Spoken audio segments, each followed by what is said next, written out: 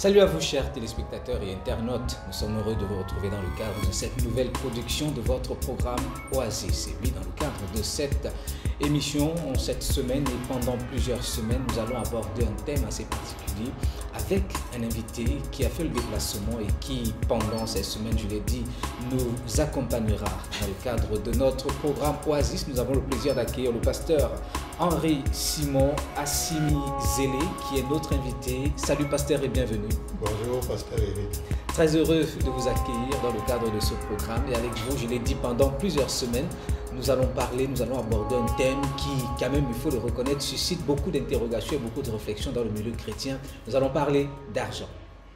C'est un plaisir pour moi d'être là avec vous. Alors j'ai envie de vous poser cette question, pasteur. Pourquoi est-il important, indispensable pour le chrétien en particulier, mais pour l'homme en fait, d'avoir de l'argent? Bien, pasteur Eric, il faut déjà dire que l'argent revêt une importance particulière et capitale dans la vie de tout homme de nos jours, oui. Et en particulier dans la vie d'un enfant de Dieu. Parce que actuellement, tous les biens et services que vous pouvez imaginer sont convertibles en argent. Oui. Qu'on soit commerçant, qu'on soit médecin, qu'on soit assureur ou industriel, on finit par convertir les biens, les honoraires, les produits en argent. Ce qui fait que l'argent est vraiment au centre de la vie de tout être et en particulier de l'enfant de Dieu. Et bien sûr, la Bible nous rappelle que l'argent répond à tout, ce qui nous donne de comprendre que l'argent est un élément indispensable. On va dire qu'il est devenu indispensable. Il est devenu indispensable. Il est devenu un élément sans lequel on va difficilement composer. Ce qui pose quand même un autre problème, et qui finit par amener beaucoup de préoccupations ou beaucoup de questions dans la vie du chrétien. À un moment, l'argent peut être un concurrent de Dieu dans nos cœurs et dans nos vies. Effectivement, l'argent est un pouvoir. Oui. L'argent est un pouvoir qui finit par se mettre en concurrence dans le cœur de l'enfant de Dieu avec une concurrence face à Dieu. Parce que plus vous avez d'argent, oui. Plus vous avez de capacité, plus vous avez de pouvoir, plus vous avez de liberté d'action. Quand vous avez de l'argent, vous avez tendance à avoir une certaine assurance face à votre avenir. Oui. Dieu, d'un autre côté, vous promet de prendre soin de votre avenir. Mais si vous avez beaucoup d'argent, vous pouvez garantir les études de vos enfants, vous pouvez vous garantir des investissements pour votre avenir. Et ce pouvoir vraiment se met en concurrence avec le pouvoir de Dieu dans le cœur d'un enfant de Dieu. L'argent qui se met en concurrence, et je crois que Jésus nous donne également de le comprendre lorsqu'il nous invite à comprendre que l'argent, on ne peut pas servir deux maîtres à la fois. Vous faites bien de le dire. On retrouve cette déclaration du Seigneur Jésus effectivement dans Matthieu au chapitre 6, verset 24, où il dit que vous ne pouvez pas servir Dieu et maman. Oui. Si Jésus lui-même, il vient à mettre sur Dieu la balance Dieu et l'argent, c'est dire quelle est l'importance que l'argent revêt aujourd'hui. Et je voudrais vraiment dire avec une pleine assurance que cette concurrence ne peut jamais, alors là, jamais donner lieu à un match nul. Jamais. Il ne peut jamais y avoir un match nul. Il y aura toujours l'un des deux dans le cœur de l'homme qui est soumis à l'autre. Soit Dieu qui, on va dire entre guillemets, est soumis à l'argent dans le cœur de l'enfant de Dieu, oui. Soit c'est l'inverse. Soit c'est l'inverse. Dans tous les cas, en faisant cette production, l'objectif est de remettre les choses à leur place et en donnant à chacun l'opportunité de permettre à Dieu de régner en tant que souverain. On va vous retrouver dans quelques instants, pasteur, mais on va, dans le cadre de cette émission, accueillir en musique la chorale de Integrity for All qui va nous proposer un titre qui va certainement édifier et bénir tous ceux qui nous regardent à cet instant. On vous retrouve tout à l'heure, chers téléspectateurs.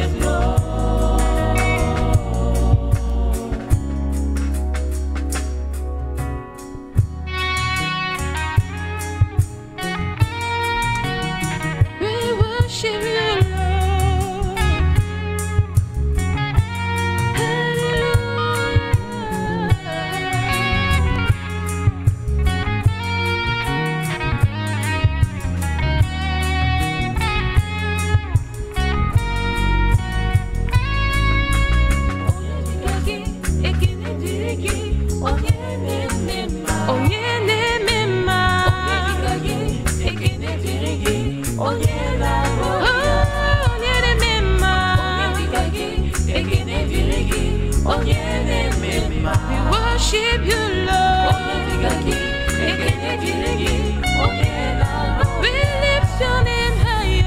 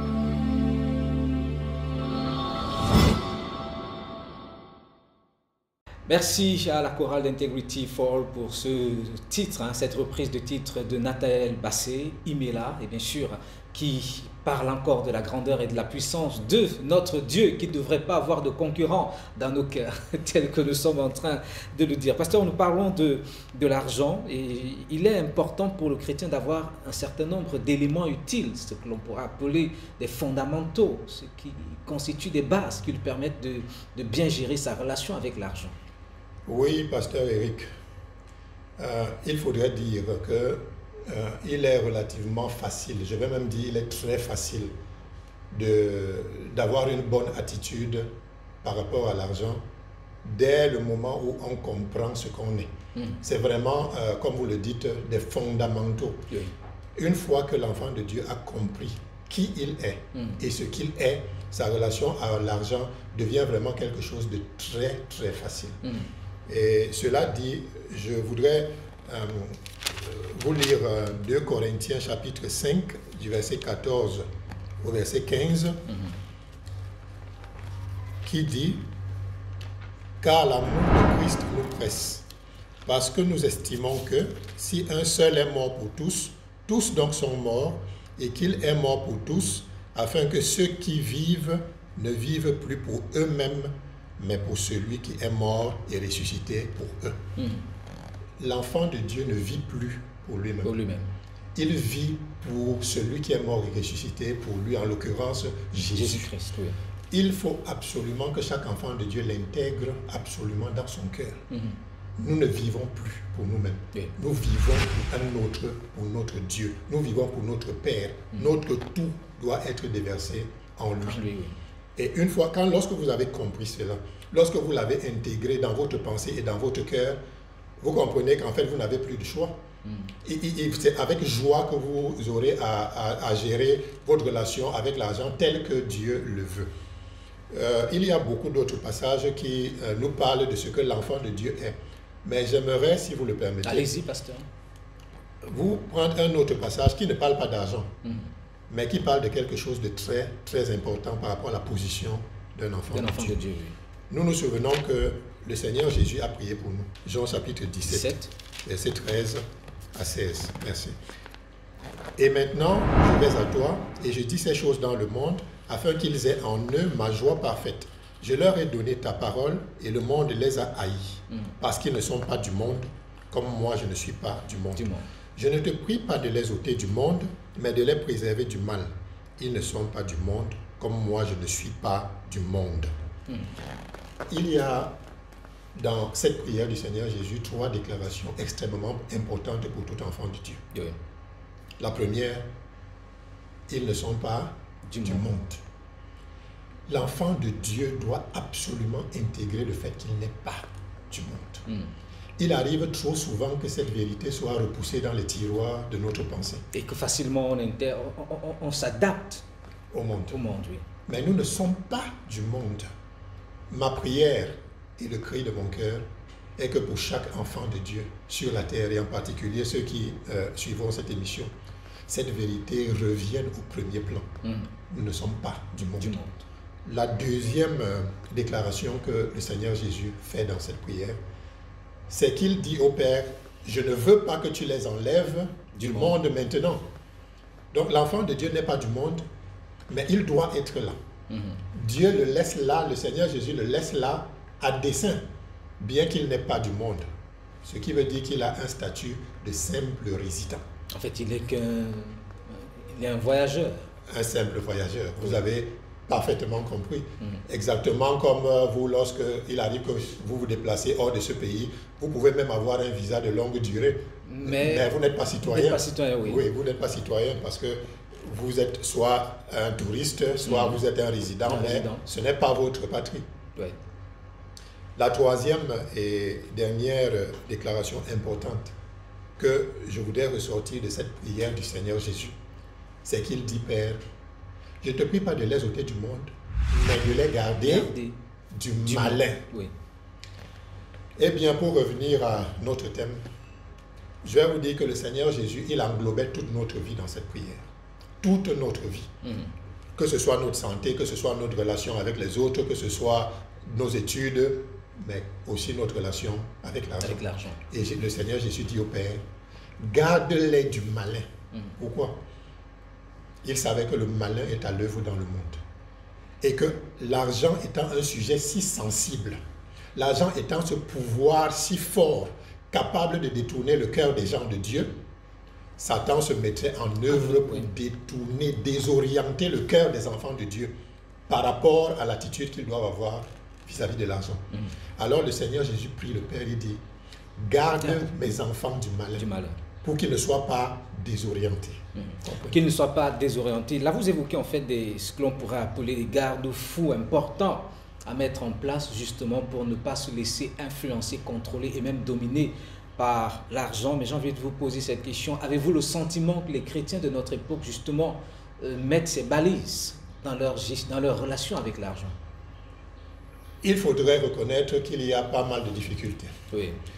Il faudrait reconnaître que lorsque je vous dis que c'est un cri du cœur pour que les enfants de Dieu réintègrent le fait qu'ils sont citoyens du ciel. Parce que vous avez quand même évoqué un certain nombre d'éléments. Premièrement, nous ne sommes que de passage sur la terre. Nous n'appartenons plus à ce monde et nous dépendons exclusivement de Dieu. Mais quand on regarde, on a le sentiment que les chrétiens vivent comme si, voilà, nous sommes arrivés, on n'a plus besoin de partir. C'est bien ce qu'il faut corriger. Vous savez, Philippiens 3, verset 20, dit notre cité à nous, elle est dans les cieux. Oui. Notre cité est effectivement dans les cieux. Le cri de notre cœur, c'est que nous réintégrions notre citoyenneté céleste et que nous recommencions à vivre comme des personnes qui ne sont pas d'ici. Vous comprenez? Nous ne sommes pas d'ici. Regardez comment se comportent les étrangers dans ce pays. Qu'ils soient nigérians, qu'ils soient européens, ou qu'ils soient, d'où qu'ils soient, ils investissent dans leur pays. Ils sont ici pour amasser le maximum qu'ils peuvent, mais pour investir dans leur pays. Oui. C'est ce que le citoyen céleste, l'enfant de Dieu, doit réintégrer. Et aujourd'hui, force est de constater que malheureusement, comme je l'ai dit, cette réalité est repoussée dans les tiroirs de la pensée de plusieurs.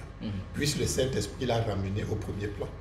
Puisque le Saint-Esprit l'a ramené au premier plan, et c'est bien sûr l'objectif de cette production, aider chaque chrétien à remettre Dieu au cœur de sa vie et surtout redonner à l'argent la place que l'argent mérite, car l'argent en fait ne constitue pas l'essentiel de notre vie, mais ne constitue qu'un moyen que Dieu met à notre disposition. Et pour arriver à ce point, vous l'avez dit, il est important de mettre un certain nombre de balises.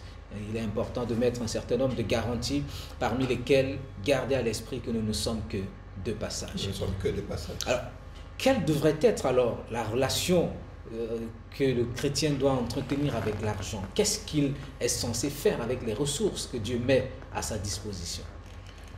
Je l'espère, nous aborderons en détail ce point lorsque nous serons là la semaine prochaine. Oui. Mais il faudrait déjà dire que le chrétien, il est dans une maison.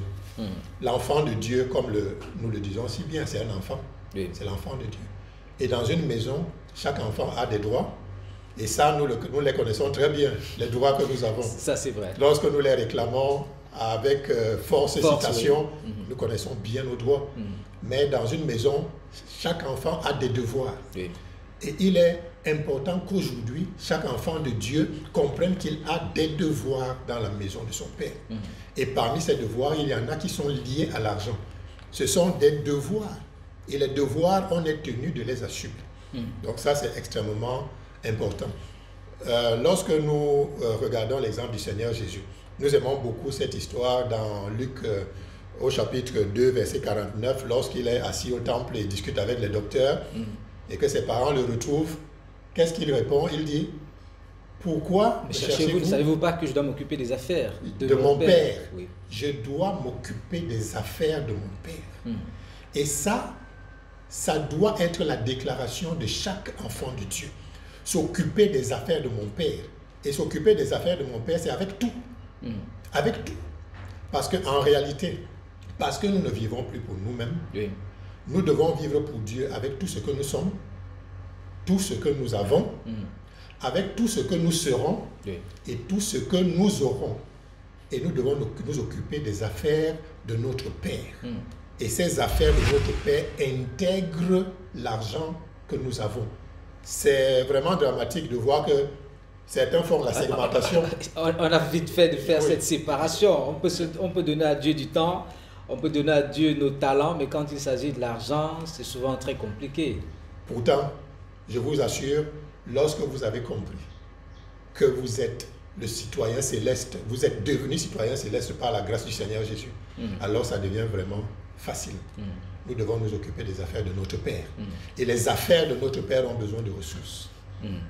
Les affaires de notre Père, vous l'avez dit, ce sera l'objet d'une autre émission. On aura l'occasion de revenir sur cette notion de soutien et surtout d'implication des enfants de Dieu dans l'œuvre de Dieu. Mais qu'est-ce qu'on peut retenir quant à la responsabilité de l'enfant de Dieu quant au financement de l'œuvre? Il y a beaucoup de choses qu'on peut retenir, mais je vais ressortir un point que je trouve absolument important. Oui. Chaque enfant de Dieu doit pouvoir répondre spontanément. Et quand je parle de répondre spontanément, je vous assure, il y a un exemple dans la Bible qui m'a toujours marqué, qui se trouve dans 1 Chronique au chapitre 11, du verset 17 au verset 18. Oui. Vous connaissez cette histoire quand le roi David a eu soif et qu'il a émis un désir. Et il a dit, qui me fera boire de l'eau qui se trouve à la citerne qui est à la porte de Bethléem? C'était un soupir. Un désir. Un désir ardent. Oui. Et face à ce désir ardent, il y a 3 personnes qu'on n'avait pas forcées du tout et qui sont allées au péril de leur vie forcer le camp des Philistins pour puiser cette eau et venir satisfaire le désir de leur roi. Cette réponse spontanée est ce à quoi j'appelle chaque enfant de Dieu. Une réponse spontanée face à un soupir. Vous aviez Abishai, vous aviez Joab, et vous aviez un troisième dont on n'avait pas cité le nom. Et je me suis posé la question, mais pourquoi on n'a pas cité le nom du troisième? Je n'ai peut-être pas la réponse intégrale, mais je pense que le nom n'est pas cité parce que Dieu veut que chaque enfant de Dieu comprenne que la vaillance et l'action dans la maison de Dieu n'est pas l'apanage seulement des personnes célèbres. Oui. Et que parfois on peut le faire de manière anonyme. De manière anonyme, chaque enfant de Dieu a de la place. Oui. Chaque enfant de Dieu a de la place pour répondre et cette réponse spontanée est ce qui touche le cœur de Dieu. Il faut qu'aujourd'hui, les enfants de Dieu se sentent absolument concernés. Oui. Il faut qu'aujourd'hui, parce que, Pasteur Eric, je vais vous dire, la parole de Dieu souvent ne ressort pas les choses pour rien. Oui. Le roi David, lorsqu'il a eu ce soupir, il y a 3 personnes qui ont répondu. Dans la descendance du roi David, il y a quand même un autre roi qui est né, et qui est le roi des rois, qui est notre roi à nous, qui est le Seigneur des seigneurs de toute la terre, qui est l'agneau de Dieu qui ôte le péché du monde et tous les noms que nous savons donner, et c'est notre roi. Mais savons-nous que notre roi lui aussi soupire? Lui aussi soupire et se demande, mais dans toute cette œuvre de financement de l'avancement du royaume de Dieu, dans toute cette œuvre de propagation de l'évangile dans le monde entier, qui financera? D'où viendront les ressources? Le roi Jésus soupire également. Comme Dieu avait posé la question, qui enverrai-je? Et Ésaïe, qu'est-ce que j'ai dit? Ésaïe, c'était bien Ésaïe, oui. De répondre spontanément, envoie-moi. C'est comme ça que notre roi soupire et il attend que chacun du fond du cœur dise, oui, moi je répondrai. Je répondrai à ce besoin du financement de l'avancement du royaume de Dieu. Vous savez, lorsque les gens sont forcés, ça ne parle plus d'amour. Ça ne parle plus d'un élan de cœur qui se déverse vers la satisfaction des besoins de son Seigneur. Mais à partir du moment où il y a une réponse spontanée, c'est vraiment ce à quoi j'appelle les enfants de Dieu, cette réponse spontanée, dès que l'on se sent concerné par cet appel à s'occuper des affaires de son Père. Jésus, bien sûr, répondant et se disposant à faire la volonté de Dieu, car lorsque le Père émet ce cri, il s'est disposé à répondre, et c'est également ce à quoi il nous appelle lorsque nous avons pris conscience qu'en réalité, tout ce que nous avons et tout ce que nous sommes, nous le recevons de lui. La Bible déclare également, qu'avez-vous que vous n'ayez reçu de Dieu. Je rappelle, dans le cadre de cette émission, nous parlons particulièrement de la relation que le chrétien devrait entretenir avec l'argent, et on peut, à la lumière de ce que nous avons reçu du pasteur Henri Simon, comprendre que l'argent est au service du chrétien, est un instrument que le chrétien utilise pour servir le maître. Il faut absolument qu'il le prenne comme un instrument. Oui. Absolument. Ce n'est qu'un instrument. Et il faut l'utiliser comme tel. Et quelle que soit la grandeur des ressources qu'on a, on devrait le prendre ainsi. Bien entendu. Oui. Bien entendu. Vous savez, l'âme de l'homme est tellement plus importante que l'argent. C'est pourquoi le Seigneur Jésus, lorsqu'il met en balance l'âme d'un homme et les biens du monde entier, il demande que c'est-il un homme de gagner le monde entier s'il perd son âme. Nous avons déjà reçu ce qu'il y a de plus précieux. Tout le reste n'est que ressources, instruments au service de notre Père. C'est absolument important. Beaucoup aujourd'hui ont des difficultés à se défaire eux-mêmes, sont assujettis par l'argent parce qu'il faut en avoir à tout prix. Vous l'avez évoqué au début de l'émission, on a fait de la quête de l'argent et du bien-être l'issue ou la finalité de notre vie. Pourtant, les choses ne devraient pas être ainsi. Et nombreux sont ceux qui nous regardent en ce jour, pasteur. Qu'est-ce que vous pouvez leur dire? Toutes ces personnes qui se battent pour avoir l'argent parce qu'on leur a donné de comprendre que la finalité c'est l'argent. L'argent est toujours l'argent, et qui parfois même ont mis au péril ont sacrifié leur vie, sacrifié leur famille à cause de l'argent. Qu'est-ce que vous leur dites? Je voudrais leur dire que si vous n'avez pas Jésus, vous n'avez rien. Il n'y a rien qui peut remplacer Jésus dans le cœur d'un homme. On peut avoir tous les biens de la terre, tous sans exception, mais on restera toujours vide. La vraie satisfaction, elle ne se trouve qu'en Jésus. Il n'y a qu'à voir le roi Salomon. Qui d'autre a eu autant de biens que le roi Salomon? Mais quelle est la fin de son discours? Vanité et vanité, tout est vanité. Il avait tout essayé. Et lorsque vous lisez Ecclésiaste, vous comprenez que lui, il a vraiment essayé. Il a vraiment essayé. Il a essayé les femmes, il a essayé l'argent, il a essayé la fortune, il a essayé la célébrité, et il conclut: crains Dieu et respecte ses commandements, voilà tout ton. En fait, Salomon dit, tout ce qui est important pour vous, c'est d'avoir la crainte de Dieu dans votre cœur, de vivre avec le Seigneur Jésus-Christ, de lui ouvrir votre cœur, de vous consacrer à lui. Alors vous recevez le don le plus précieux, la vie éternelle. Et quand il met des ressources à votre disposition? Quand il met les ressources à votre disposition, eh bien, ça devient des instruments au service de votre maître. Et non d'un maître que vous allez maintenant servir. Ce qui voudrait quand même dire qu'il n'est pas dangereux pour un chrétien d'avoir des biens. Absolument pas, absolument pas. Et là, il y a bien des équivoques qu'il faut pouvoir lever. Oui. Vous savez, certaines personnes disent d'ailleurs que, oh non, le chrétien ne doit même pas être riche. Il faut reconnaître que la richesse est un danger. Mais lorsque vous abordez cet aspect, les gens vous disent, le Seigneur a dit, il est très difficile à un homme riche d'entrer dans le royaume de Dieu. Qu'à un chameau de passer par le trou d'une aiguille. Plus facile à un chameau de passer par le trou d'une aiguille. Mais oublie de lire la suite. Lorsque les disciples sont allés lui demander, mais alors qui peut être sauvé? Il leur a dit quoi? Cela est impossible à Dieu. Aux hommes. Impossible aux hommes, mais tout est possible à Dieu. Et lorsque nous parcourons les Écritures, nous voyons qui a enterré Jésus, Joseph d'Arimathée.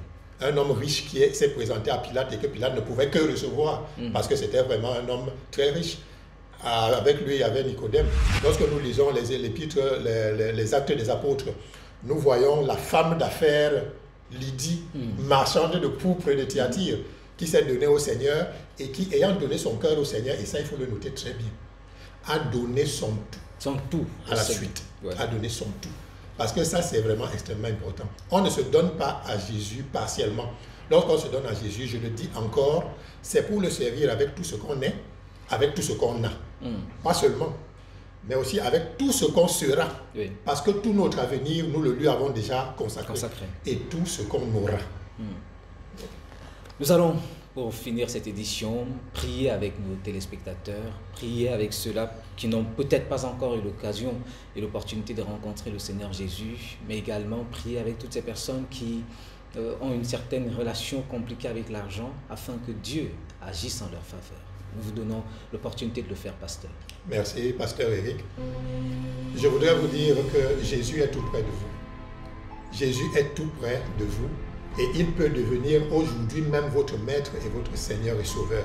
Si vous ne l'avez pas encore reçu dans votre cœur, il suffit de lui dire maintenant même là où vous êtes, Seigneur Jésus, je suis le pécheur pour qui tu es mort. Je t'ouvre mon cœur, viens maintenant et fais de moi ton enfant. Jésus ne rejette pas dehors celui qui vient à lui. Que Dieu vous bénisse, que sa grâce et sa miséricorde soient surabondantes dans votre vie et j'espère vous retrouver très prochainement. Merci à vous, pasteur Henri Simon. Nous bénissons l'Éternel pour ce moment d'échange. Et comme je l'ai dit, nous allons nous retrouver pour une prochaine édition. Nous allons davantage nous étendre sur cette question. Nous disons merci à tous nos téléspectateurs. Que la grâce de Dieu continue de vous accompagner et que sa bénédiction soit votre partage. Oasis, édition de ce jour, stop et fin. Que le Seigneur vous garde. Shalom.